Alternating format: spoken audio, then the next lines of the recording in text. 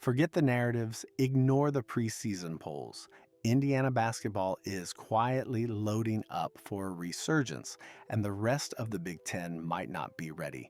In fact, they will be the dark horse to beat in the 2025 to 2026 season. Why? Because no one sees them coming. That's exactly what makes them dangerous. Let's start with the man now at the helm, Darren Dere. If you're not familiar with the name yet, you will be. His resume isn't padded with hype. It's built on results. Winning records at Drake, a gritty undermanned squad at West Virginia that fell victim to the selection committee more than their own performance. And now, a clean slate in Bloomington with a program desperate to restore its identity. Deve doesn't just coach, he changes culture. Indiana is finally shaking off the dust of mediocrity. Mike Woodson is out, and with him, a stagnant era comes to a close. For years, the Hoosiers have been an afterthought, easily dismissed in conversations about Big Ten contenders. That ends now. This isn't about overhyping a rebuilding team. It's about recognizing a group that's been underestimated for too long. Indiana's incoming roster is nothing short of a statement. Reed Bailey, Tucker Deve, Lamar Wilkerson, these aren't just transfers, they're high-impact players, some of the most polished and productive pickups in the portal. They'll form a starting core that can defend, shoot the three, and make you work every possession. Don't expect them to cruise to a title, that's not the claim. But mark this down, Indiana is going to be a thorn in everyone's side. They'll steal games in hostile environments. They'll pull off wins in non-conference showdowns. Think marquee games against Louisville, Kentucky, or Marquette. When they upset one of the Big Ten's powerhouses, Purdue, Illinois, Michigan State, don't act shocked. Come back to this moment. And it's not just about individual matchups. Indiana will shape how the Big Ten standings unfold.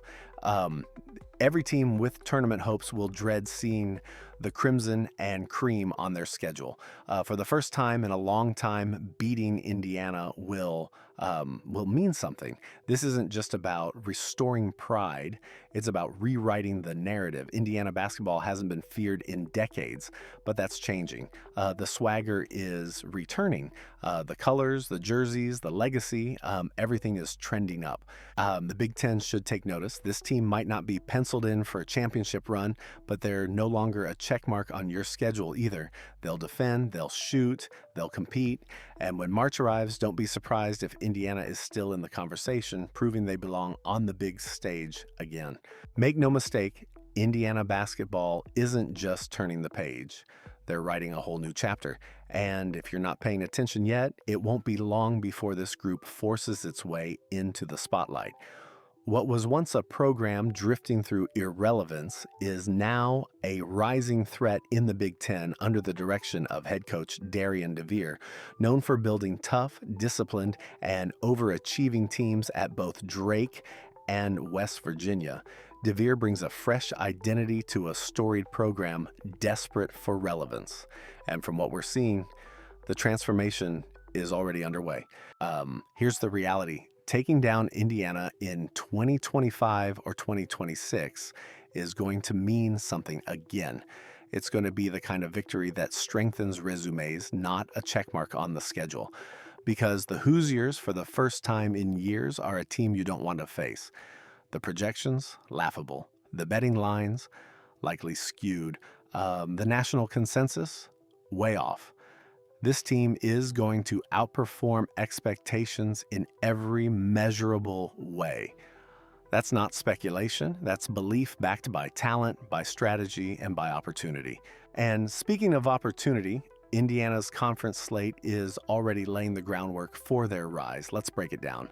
They'll face Purdue, Michigan State, and Minnesota twice, both home and away. Expect Indiana to sweep Minnesota, a program they now outmatch. That's 2 wins they need to bank.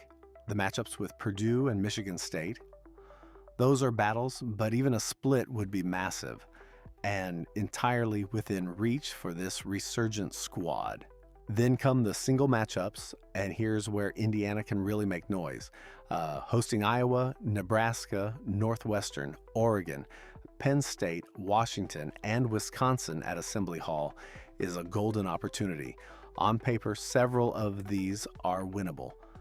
Don't underestimate how critical that home court advantage will be, especially for a team poised to develop a strong identity early in the season. Oregon and Wisconsin might push back.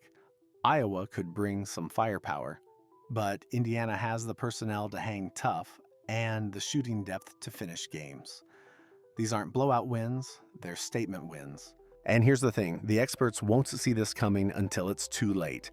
The algorithms won't adjust until Indiana racks up 5, 6, 7 wins before January. The critics will still be talking about what Indiana used to be, while this team is showing them what they are now. No one's crowning the Hoosiers Big Ten champions today, but anyone overlooking them is making a mistake, because this group, they're going to make life miserable for the Blue Bloods. They'll pull off upsets, they'll crash the tournament bubble, and they'll play a brand of basketball that earns national respect. Yes, Indiana's home schedule is stacked with winnable opportunities. Penn State, Nebraska, Northwestern, Washington, teams that on paper the Hoosiers must handle. And frankly, those are the types of matchups that led to the dismissal of the previous coaching regime. Too many careless losses to mid-tier opponents. Games where Indiana was expected to assert dominance but came up short. That simply can't happen again. Not if this program is serious about its evolution. But here's where the story gets real: the road. Indiana's 2025 slate includes away matchups against Illinois, Maryland, Michigan, Ohio State, Rutgers, UCLA, and USC, plus their return trips to Michigan State, Minnesota, and Purdue. And if the Hoosiers want national respect, they have to prove they're more than just tough at home. They have to be feared visitors. This is where the elite separate themselves. You want to be taken seriously in March? You have to ruin a few parties in January and February. Illinois, one of the strongest transfer classes in the country. UCLA and USC, quietly building powerhouses out west. Michigan, Ohio State, and even Rutgers, loaded with experienced talent. These aren't just long flights or hostile environments, they're litmus tests. The top-tier teams don't just protect home court, they walk into enemy territory and steal momentum. They leave fan bases stunned and silent, sold-out arenas, and Indiana has a chance to be that team. But to do that, they can't be penciled in as a scheduled win anymore. They certainly can't repeat the ghosts of past seasons where close road games became missed chances and moral victories. It won't be about talent. This roster has it. It won't be about coaching. The leadership is in place. What it will come down to is timing, toughness, and travel. Will the Big Ten stack brutal back-to-backs? Will Indiana get a midweek flight to Los Angeles after a physical road tilt in Iowa? These details matter, and they'll shape the margin between being good and being great. If Indiana basketball wants to shift the national perception, there's one brutal truth they must face. The road is where reputations are made. No more moral victories, no more next year excuses. With a grueling stretch of back-to-back road matchups looming, the Hoosiers will be tested physically and mentally. The question is no longer, are they talented? It's, can they endure? Because the only way this new narrative becomes reality is if Indiana learns to survive and thrive in the chaos. That means no stumbles in winnable games, no sleepwalking through matchups they should dominate. If they handle business, the buzz will become belief. Indiana will no longer be a team with potential. They'll be a team with presence, a threat, a brand to be feared again. But if they don't, if they slip into old habits, if they let the road break them, then year one of the new era might feel more like a rerun than a revolution. Still, there's reason for optimism. First-year head coach Darren Dere isn't building from scratch. He's building with veterans, leaders, and experience. These aren't wide-eyed freshmen figuring it out on the fly.